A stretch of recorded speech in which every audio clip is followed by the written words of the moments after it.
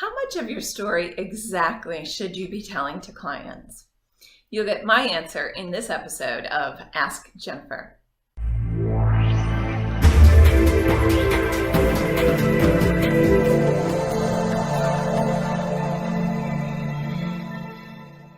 Hey there, I am Jennifer Sneeden, LMFT, founder of Thriving Therapy Practice, and this is the Ask Jennifer Show, where I give you my no-fluff answers to your most burning practice-building questions.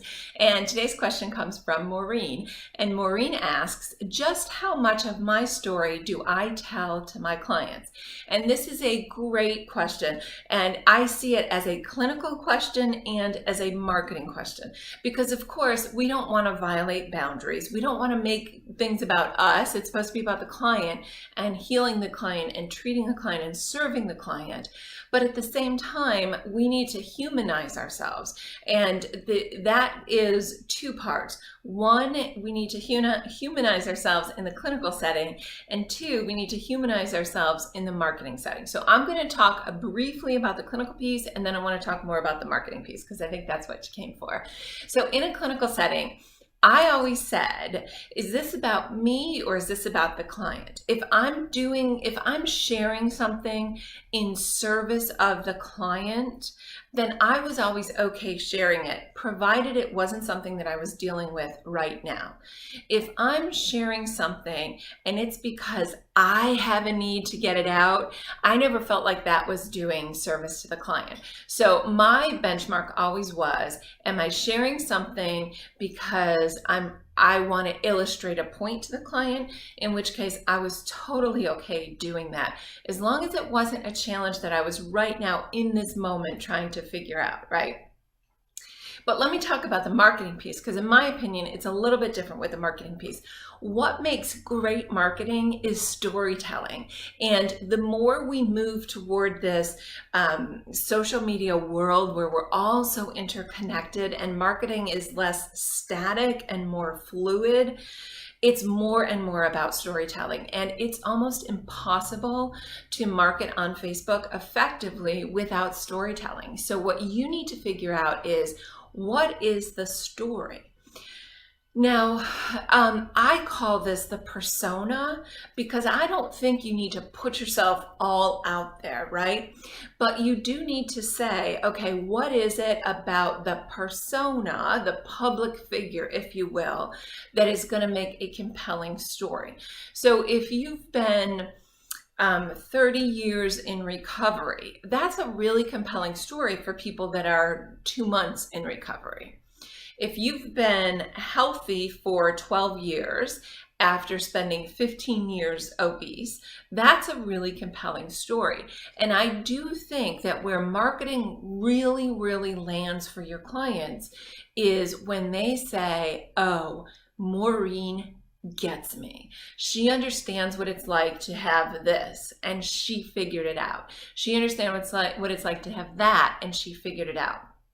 And that positions you like nobody else can position.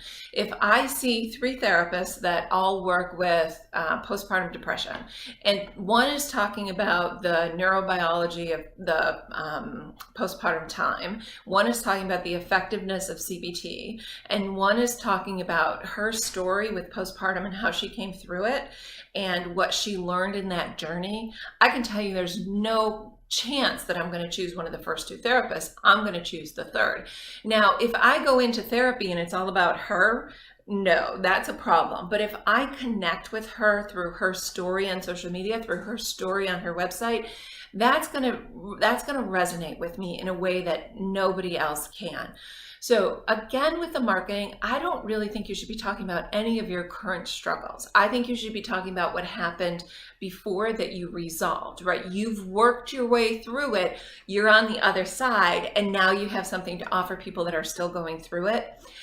And it's going to feel very naked in the beginning. When I started telling my story of how much struggle I had my first 4 years in practice, I was like, oh my gosh, I cannot believe I'm telling this to the world. I really felt like nobody's going to want to work with me. Nobody's going to want this. And exactly the opposite happened, because people said, okay, well, she blew it for 4 years. I've only blown it for 2 years, and she figured it out. So there's hope for me. People find hope in your story. So what I do think you want to do with this is pick 3 what's it called? Morals. 3 morals of the story, right? So the moral of the story is, if I can do it, you can do it too. The moral of the story is, I was in a dark place and I figured it out. And the moral of the story is, it's possible to overcome infidelity. Like, be really clear, almost like scripted. These are the 3 stories. These are the 3 morals that I'm going to tell. And then whenever you're storytelling, you're going to tie it back to one of those points. So it's not randomly talking about, what my life was like when my husband cheated on me. It's saying how I came through this. Like, you're staying on point of the story. So thank you, Maureen. I so appreciated this question. And if you want to submit a question for a future episode, you can click on the link I've provided you, and we would love to hear from you. I am Jennifer Sneeden, and thank you for watching the Ask Jennifer Show.